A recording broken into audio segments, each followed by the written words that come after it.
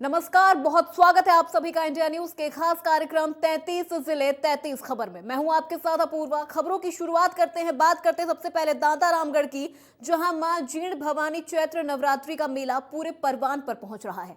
नवरात्रों का चौथा दिन श्रद्धालुओं का आने और जाने का सिलसिला भी लगातार जारी है। मंदिर पुजारी कमल पराशर ने बताया कि भक्तों की सुविधा को देखते हुए आज से 24 घंटे माता के पट खुले रहेंगे। 24 घंटे श्रद्धालुओं के माता के दर्शन प्राप्त होंगे। तो वहीं गर्मी को देखते हुए मंदिर कमेटी, ग्राम पंचायत एवं भामाशाह ने जगह जगह पेयजल और छाया की व्यवस्था कर रखी है। इसी को लेकर संवाददाता ने श्रद्धालुओं से भी बातचीत की और मेले का जायजा लिया। देखिए हमारी ये खास रिपोर्ट।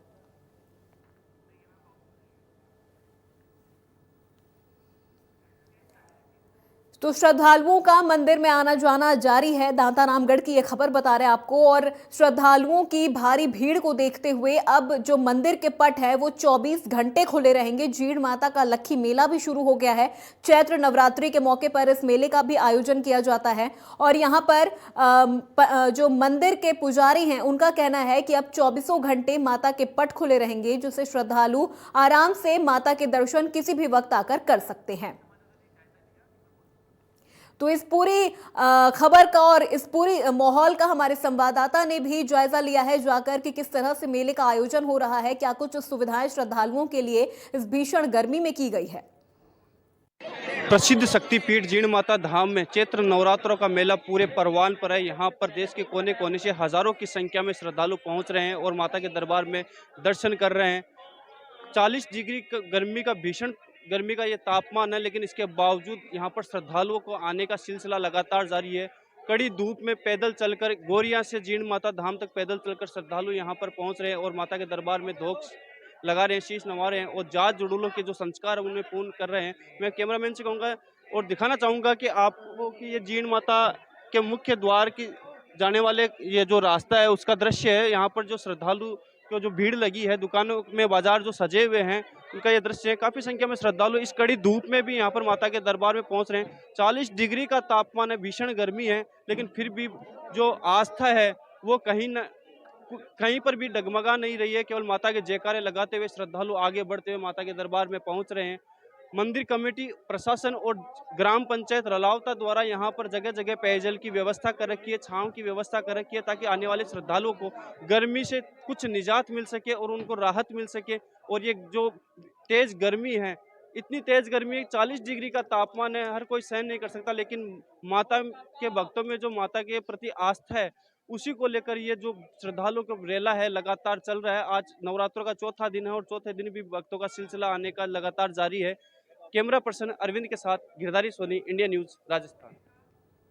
बौली के रवासा में स्थित देवनारायण मंदिर में पथिक सेवा संघ ने कर्नल किरोड़ी बैंसला की श्रद्धांजलि सभा आयोजित की। श्रद्धांजलि सभा में दीपक प्रज्वलित कर कार्यक्रम की शुरुआत की गई और सभा में दिवंगत बैंसला के चित्र के समक्ष 2 मिनट का मौन भी रखा गया।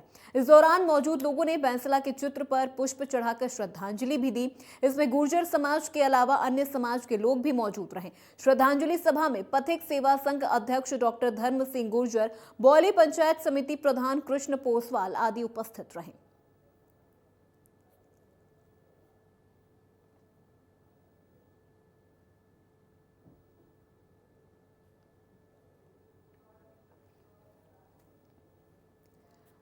तो यहां पर सबसे पहले कार्यक्रम के आयोजन से पहले गुर्जर नेता कर्नल किरोड़ी सिंह बैंसला को श्रद्धांजलि दी गई। उनके फोटो पर माल्यार्पण किया गया, पुष्पांजलि अर्पित की गई और साथ ही साथ 2 मिनट का मौन भी यहां पर दिवंगत गुर्जर नेता किरोड़ी सिंह बैंसला की याद में 2 मिनट का मौन भी यहां पर हुआ। उसके बाद सभा में दीप प्रज्वलन किया गया।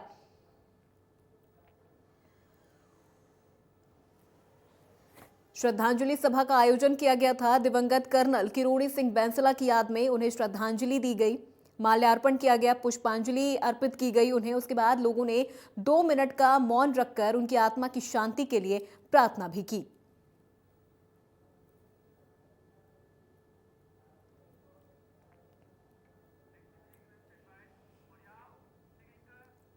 डिडवाना सहित नागौर जिले में अभी नहरबंदी जारी है और जलदाय विभाग द्वारा आमजन को पानी बचाने का भी संदेश दिया जा रहा है, लेकिन खुद विभाग के कार्मिकों की लापरवाही से रोजाना सैकड़ों लीटर पानी बर्बाद हो रहा है। ताजा मामला माजरा विभाग से है। यहां मुख्य पंप हाउस पर जलाशय के ओवरफ्लो हो जाने से सैकड़ों लीटर पानी बह गया। वहीं आश्चर्य की बात यह भी है कि पानी की बर्बादी आंखों के सामने होने के बावजूद भी जलदाय विभाग आंखें मूंदे बैठा रहा। डिडवाना से जलदाय विभाग की बड़ी लापरवाही देखने को मिली। यहां के मुख्य जलाशय से सैकड़ों लीटर पानी बह गया, लेकिन उसके बावजूद भी विभाग के लोग आंखें मूंदे बैठे रहे। कोई कार्रवाई यहां पर नहीं की गई। बड़ी लापरवाही यहां पर जलदाय विभाग की ओर से देखी गई। 12 में ट्रक यूनियन और मंडी व्यापारियों में एक दिन पहले हुए विवाद के बाद व्यापारियों ने अघोषित मंडी बंद कर दी है। इससे मंडी में माल लेकर पहुंचने वाला किसान दिन भर तेज धूप में परेशान होता रहा।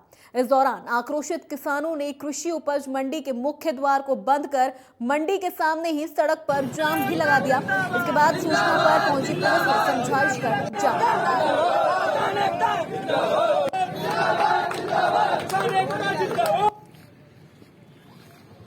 है कि किसानों का माल 3 दिन से नहीं खुल रहा है। इसी बीच में ट्रक यूनियन हड़ताल कर देती है, माल का उठाव नहीं हो रहा है। बहुत ज्यादा भीषण समस्या पैदा हो गई है और किसान जो है 1,000 500 रुपए खर्च कर चुके हैं।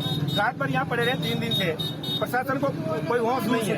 न जिला कलेक्टर साहब सुध ले रहे हैं, न मंडी प्रशासन हमारी कुछ सुध ले रहा है। किसानों को किसी भी सूरत में परेशान नहीं होने देंगे। अभी हाल हम हमारे सारे सदस्यों को बुला के बात करके आज जितना माल आ गया इसको तो हम बिकवाएंगे और तुलवाएंगे।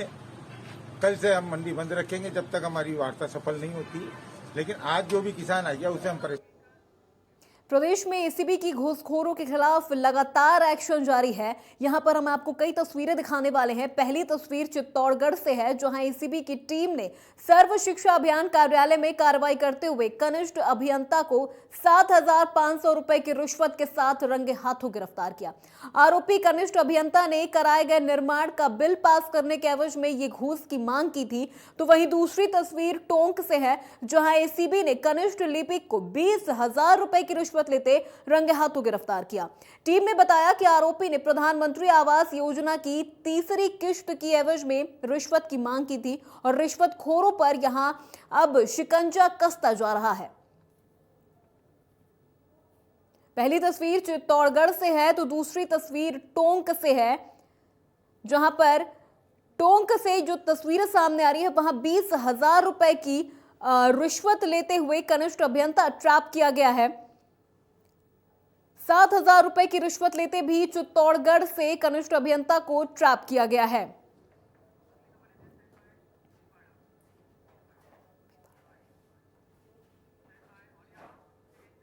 भिवाड़ी में कोऑपरेटिव बैंक के व्यवस्थापक दयाराम यादव के साथ 10 लाख रुपए की लूट के मामले का पुलिस ने खुलासा किया है।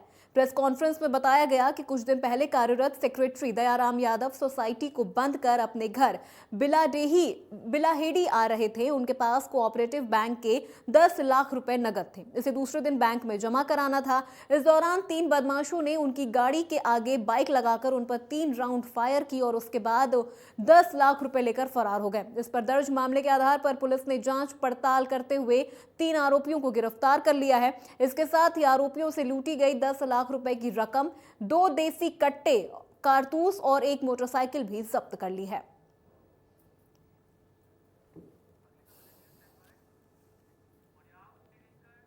बीकानेर के पीबीएम हॉस्पिटल के आगे अवैध रूप से लगे ठेले और अस्थायी दुकानों के ऊपर नगर निगम ने कार्रवाई की है।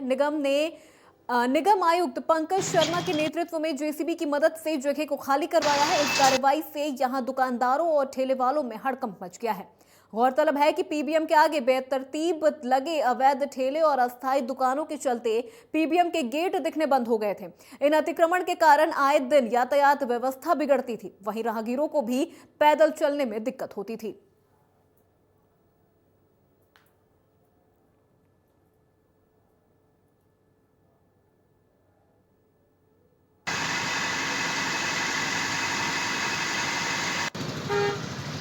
बीबीएम अस्पताल के बाहर लगे अतिक्रमण पर एक बार फिर नगर निगम का एक्शन देखने को मिला। ठेले और अस्थायी दुकानों को यहां से हटाई गई। अगली खबर बौली से है, जहां साइबर क्राइम का सिलसिला लगातार जारी है। ताजा मामला थड़ी गांव का है, जहां पीड़ित को ठगों ने चूना लगाकर उसके खाते से 50,000 रुपए ट्रांसफर कर लिए।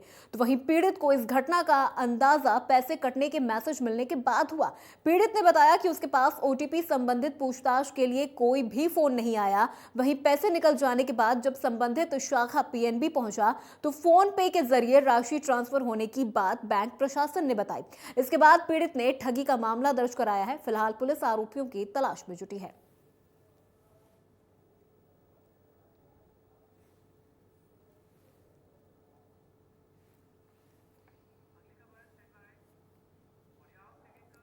भीलवाड़ा के मांडल के नजदीक बस और ट्रक चालक के बीच साइड को लेकर विवाद हो गया। इसके बाद मामले ने इतना तूल पकड़ लिया कि ट्रक चालक और उसके कुछ साथियों ने बस चालक और कंडक्टर के साथ मारपीट कर दी।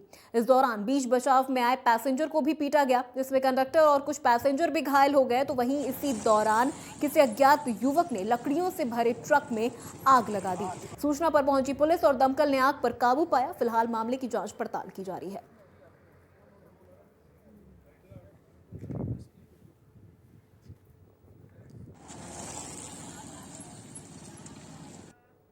किशनगढ़ के गोयल पैलेस होटल की ऊपरी माले पर अज्ञात कारणों के चलते स्टोर रूम में आग लग गई है। आग से अफरा तफरी का माहौल हो गया।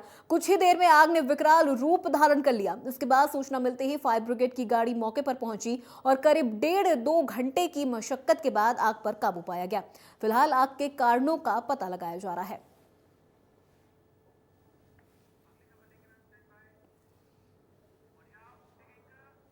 कोटा के रावत भाटा में आपसी कहासुनी और पुरानी रंजिश में 12 से ज्यादा बदमाशों ने गुर्जर समाज के एक युवक की धारदार हथियारों से और गोली मारकर हत्या कर दी, जिसके बाद मृतक के शव को एमबीएस अस्पताल की मोर्चरी में पोस्टमार्टम के लिए रखवाया गया है। मौके पर भारी संख्या में पुलिस बल भी तैनात रहा और इसी दौरान गुर्जर समाज के लोगों ने मोर्चरी के बाहर पथराव भी किया और जमकर पथराव किया गया। एम्बुलेंस को भी रोककर अपना विरोध जताया गया। गुर्जर समाज के हंगामा करने के बाद पुलिस ने उन पर लाठीचार्ज भी किया। बोरावास गांव का निवासी देवा गुजर की वहाँ हत्या हुई थी, जिसकी बॉडी को यहाँ पे कोटा में शिफ्ट किया गया है। अभी मोर्चरी में रखी हुई है पोस्टमार्टम के लिए। इसकी रिएक्शंस में बोरावास के आसपास एक दो जगह पे लोग सड़क पे आए थे, रोड जाम करने की कोशिश की, जाब्ता वहाँ भेजा गया। अजमेर के केकड़ी में कलयुगी बेटे की करतूत, मां बाप पर धारदार हथियार से वार कर दिया। पैसे नहीं मिलने पर मां बाप पर हमला किया गया और वारदात के बाद आरोपी बेटा मौके से फरार हो गया है। घायल पिता की इलाज के दौरान मौत हो गई, तो वहीं मां जिंदगी और मौत की जंग लड़ रही है।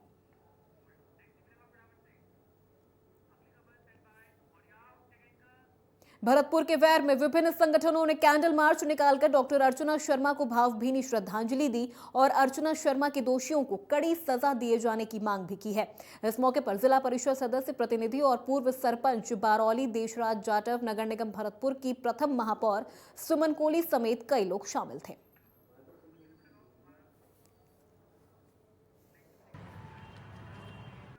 बारा के छिपा बड़ौद में नई कॉलोनी और ग्राम पंचायत क्षेत्र के लोगों की पेयजल समस्या को दूर करने के लिए जलदाय विभाग 4 करोड़ की लागत से 5 नए कुएं, एक पानी की टंकी निर्माण समेत अन्य कार्य करवा रहा है। इसके लिए पंचवटी इलाके में काम भी शुरू हो गया है।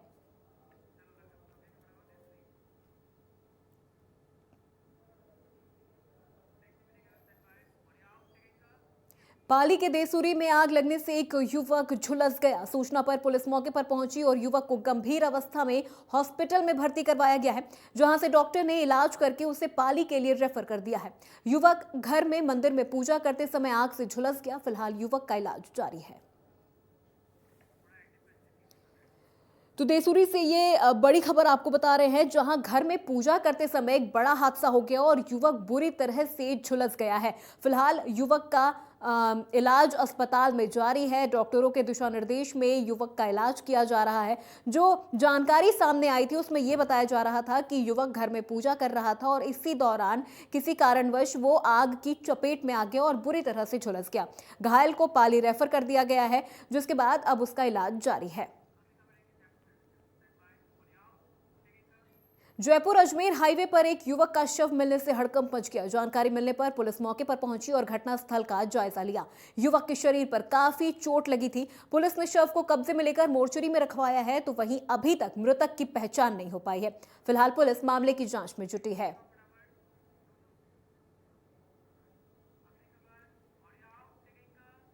जयपुर के दूदू में NH 48 पर मृत हुए व्यक्ति की पहचान भैरूराम मीणा के रूप में हुई है।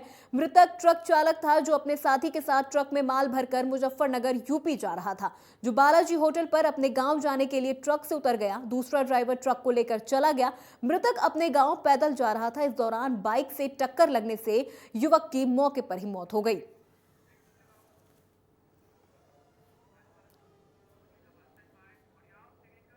खाजूवाला में मादक पदार्थों के खिलाफ छत्तीसगढ़ पुलिस ने 2 अलग अलग कार्रवाई की है। कार्रवाई के दौरान पुलिस ने 45 किलो डोडा पोस्ट के साथ 2 वाहनों को जब्त कर 2 आरोपियों को भी गिरफ्तार किया है। तो वहीं आरोपियों के खिलाफ पुलिस ने NDPS एक्ट के तहत मामला दर्ज कर जांच शुरू कर दी है। पहली कार्रवाई में पुलिस ने 15 किलो डोडा पोस्ट बरामद कर एक आरोपी को गिरफ्तार किया। तो वहीं दूसरी कार्रवाई के दौरान पुलिस ने एक ट्रक से 30 किलो डोडा पोस्ट बरामद किया है।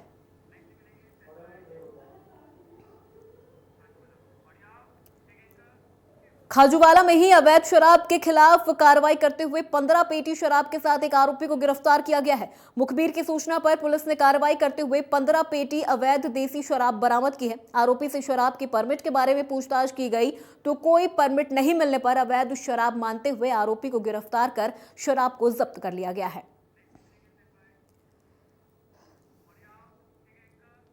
धौलपुर के बाड़ी AEN और JEN मारपीट मामले में कांग्रेस पदाधिकारियों के बयान सामने आ रहे हैं। ऐसे में ब्लॉक अध्यक्ष मुकुंद चौधरी का भी बयान सामने आया है। उन्होंने कहा कि बाड़ी विधायक गिरिराज सिंह मलिंगा का नाम FIR में गलत शामिल किया गया है।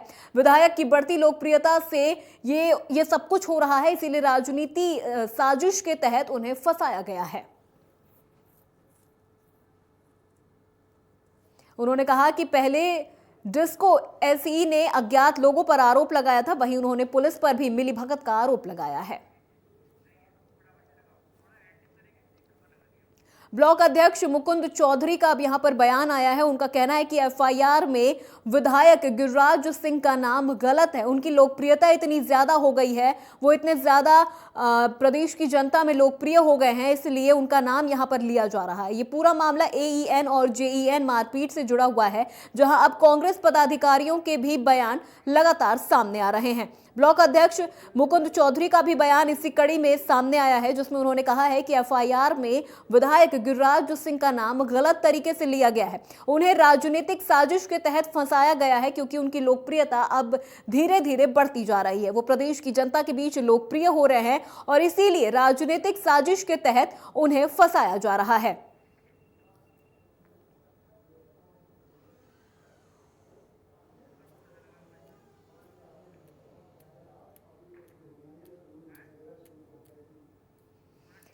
राजनीतिक साजिश के तहत फंसाया गया है, ये बयान आया है मुकुंद चौधरी का, जिसके बाद अब लगातार AEN और JEN मारपीट मामले में लगातार कांग्रेस पदाधिकारियों के बयान सामने आ रहे हैं। और ऐसे में एक बार फिर से ब्लॉक अध्यक्ष मुकुंद चौधरी का बयान सामने आया है, जिसमें उन्होंने कहा है कि गिरिराज सिंह मलिंगा का नाम गलत तरीके से FIR में दर्ज करवाया गया है।